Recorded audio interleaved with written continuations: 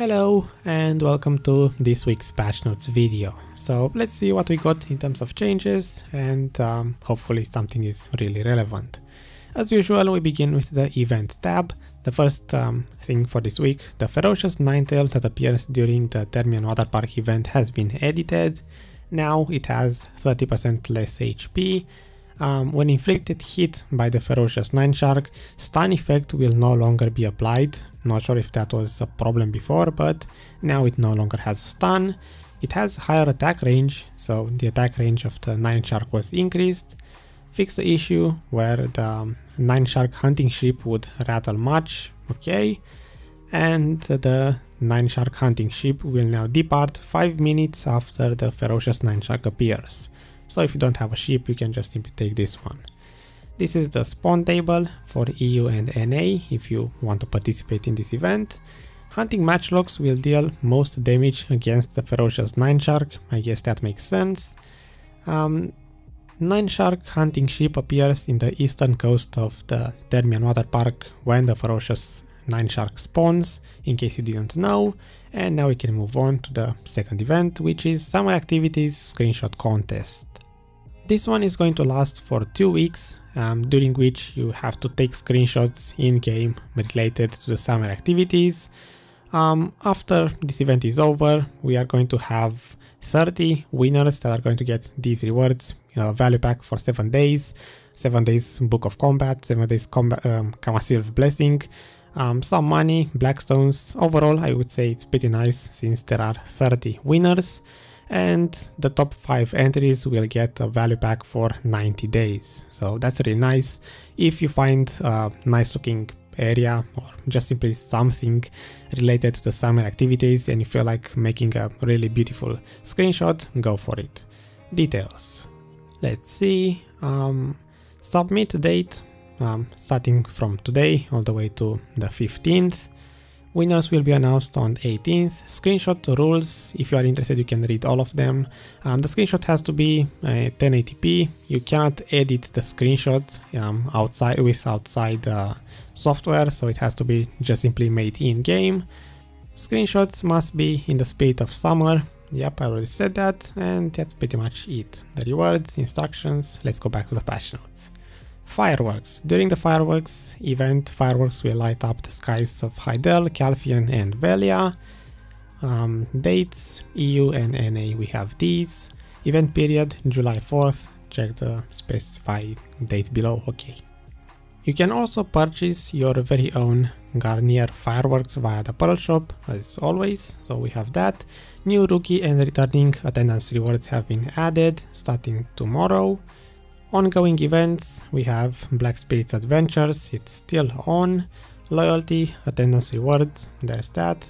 Ended events, the Golden Goal event has ended and the guild attendance rewards, which they didn't specify before. So the guild attendance rewards are over.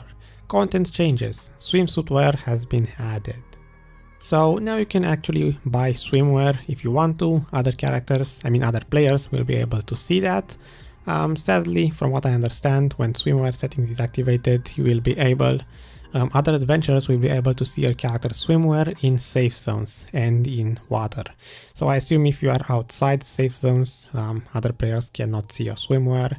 So that's in a way sad, because I assume you have to buy a full costume. But still, in the spirit of summer, we have swimming costumes. 2 new social actions have been added, Investigate and Quiet, there's that. Mud skippers have washed ashore of the Termian beach. Your chance to fish mud skippers has increased. This will not affect the current chance of fishing the Termian octopus. I think the mud skippers are the yellow fish, so more rare fish I suppose. That's nice, more money fishing the Termian area. System changes. System message upon appearance of the ferocious nine shark has been changed. The sound your character makes when using a summon scroll has been deleted, so I assume now your character will no longer scream while summoning scrolls. That's in a way nice. Fix the issues of shadows getting too dark in certain options in game. Maybe that's going to be a noticeable visual effect, maybe not. Game world and PCN effects changes. I can just simply skip this category, doesn't seem to be that relevant. Fix the issue where characters on horseback intermittently could not be controlled. I don't remember you being able to control characters from the backseat of a two-seater horse, but there's that. You can now store Guild Breezy Crystal, Guild Origin of Wind, and the Guild Tears of the Wind in the inventory of a galley. This might be very relevant to some people, I mean some of the officers or guild leaders. I don't know what these items do, but still. The skill UI at the stable has been revamped, so that's something to look forward to in-game. Fixed the graphical issue that occurred, not really interesting. Class changes. We have fixed the issue where accuracy effects were not being properly implemented on skills that require the use of summoned creatures. They already fixed some of that in the previous week, I believe.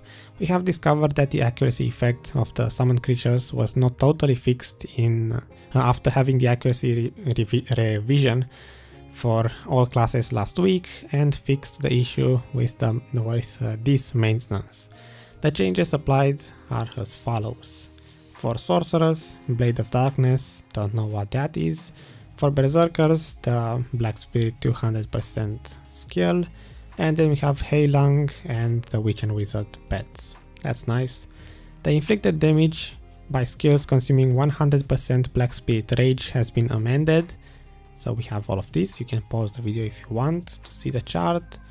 Rangers 10%, 10%, not a huge increase. Wizards, same for main weapon, 10% for awakening. I think the biggest one is 100% more damage for the Kunoichi main weapon rage skill. So there's that. Super armor effect has been added to the motion of absorbing Black Spirit Rage through rage absorption. That's nice. Super armor effect on that is really nice. You will now recover 0.15% Black Spirit's Rage per second. This one is actually very nice. Now you I mean, if it is what I think it is, it means you recover passively Black Spirit Rage per second, so it will go up regardless of if you hit or are being hit. So that's nice because it was building up really slowly up until this patch. Black Spirit's Rage has a 100% chance of increasing by 0.1% per damage to your character, compared to before when it had a 10% chance of increasing by 1%. I think this is pretty much the same. So you have 100% chance instead of 10%, but now it goes up by 0.1% instead of 1%. So it's just a different type of wording, I guess, but it goes up at the exact same pace. When summoning Heilang, the Witch and Wizard pets, or the Steed Dragon, to attack or use skills listed below, the damage stats from your main weapon that the character has equipped will be now applied. So the more accuracy you have on your main weapon, the more accuracy your pets will have. The change was made to prevent the rapid switch from main weapon to special gear for high damage. Not sure what special gear is, maybe they mean the axes, for example, for forts. When using the following skills for the Witch and Wizard pets and the Sea Dragon, or the following skills, the Valkyrie Wave of Light. I'm not going to go into that, you can read this part if you want, because I don't understand what it means. You will no longer see the effects that occur when other adventurers have 100% or 200% Black Spirit Rage. This one might be somewhat relevant, so if it is what I think it is, if your enemy has a full 100% rage, you will no longer see a visual effect of that, so you will have no idea if they have rage or not. For the individual class changes, I'm just going to scroll through all of them. You can pause the video if you want to read them for each class. Ranger, we have just some irrelevant fix. Berserkers, not much. Valkyries, there seems to be a few changes. SP required for the skill Verdict Lancia has been reduced, so less SP required. SP recovered per good hit for this skill has been increased to 70. Witch Wizard fixed the issue where all characters would act as if they were hit when Controlled Madness was used. This is the Awakening buff, so I think I remember that one. When I use my Awakening buff and I also buff my allies, their characters would act as if they were getting hit by something. Musa, some changes. Meiwa, some changes. Doesn't seem to be anything relevant for this week, unless I'm wrong. Item changes. To allow you more freedom in choosing the sailing gear best suited for your personal taste, new Sailboat gear has been added. Additionally, the specs for existing sailing gear items have been improved. So we have new Sailboat gear, that's nice, something to look forward to if you actually have a sailboat. When the new Sailboat gear is equipped, your sailboat's weight limit will be increased, that's nice. Now you have a legitimate reason to, maybe this is a legitimate reason to get a full set of gear for the sailboat. The AP and equip effects of the following sailboat gear have been improved. If you have a sailboat, check out the gear, it is supposedly better now. Stats for swimming speed increase by percentage has been added to the item descriptions for the Dadum diving suit and the Splatfisher's clothes. So that's nice. If you have those costumes, you can now exchange fairy wings for sweet honey wine. This is nice. Via the new NPC Sailin instead of the old NPC at the Kamasilva temple. So you could exchange them already in the past, but now it just simply is at a different NPC. I didn't know you can get sweet honey wine by exchanging fairy wings. This new NPC will be located on the right of OK. Fixed some issue, not really super relevant. Monster changes. By the way, if you are interested, this is the button for the swimsuits. Let's actually click it to see the new swimsuit costumes. That's about it. Now we go back to the patch notes. Monster changes. The HP of world boss monsters will now be shared on all servers. This one is actually really nice since the recent changes. Adventurers in all servers will now be fighting the same world boss. As before, participants for defeating the world boss and item loot will be per server.